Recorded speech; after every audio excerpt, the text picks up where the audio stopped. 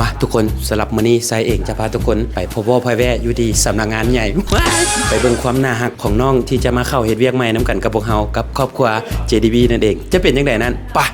let's go สบายดีแนะนำตัวเองแน่ชื่อจังได๋โดยน้องอีกชื่อว่านางสุดาราดุลมณีเด้อสิอินหรือว่าเอิ้นติ๊กก็ได้สมัครเข้าแผนกได้ เทเลอร์มาร์เก็ตติ้งซื้อดอกแก้วอินคาวิไลหรือซื้อลินซื้อก้อยอยู่ตำแหน่งเทเลอร์ข้าพเจ้าซื้อวงสวรรค์จันทวิไลเนาะซื้อลินซื้อเควินมาจากเทเลอร์เนาะเจ้าซื้อคำพูดพระเนกเทเลอร์มาจากสาขาวันเกิด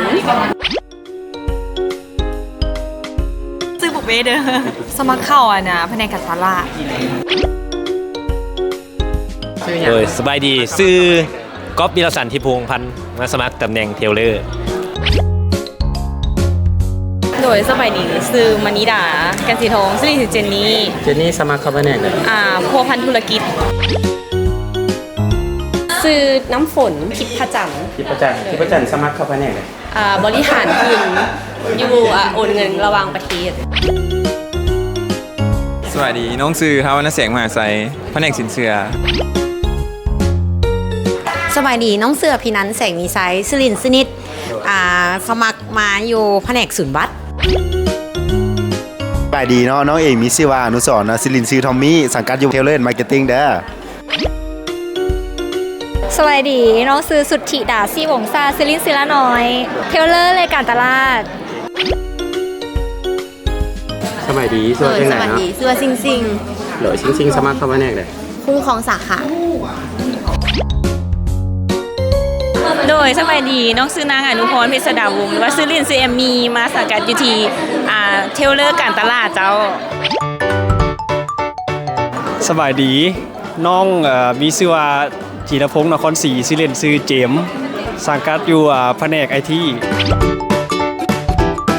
น้องเอกมีชื่อว่าลาวดีกิ่งดาราและมีชื่อลินว่าบีเจ้าสังกัดเทเลอร์มาร์เก็ตติ้งเจ้าโดยซื้อน้ำทิพย์ไตมณีเลขานุการซื้อพลอยเพลินพันธาวรซื้อลินซื้อนีนาอยู่แผนกธุรกิจการตลาดตำแหน่งพพันธ์สากล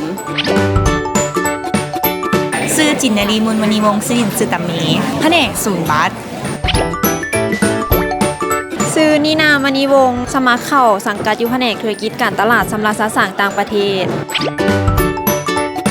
น้องซื้อมารินดาจิตปัญญาซิลินซื้อหยวกไปสาวสารวัตรสังกัดอยู่เทเลอร์สบายดีซื้อพรสวรรค์หรือว่าซิลินซื้อบีมสมัครตำแหน่งเทเลอร์เจ้า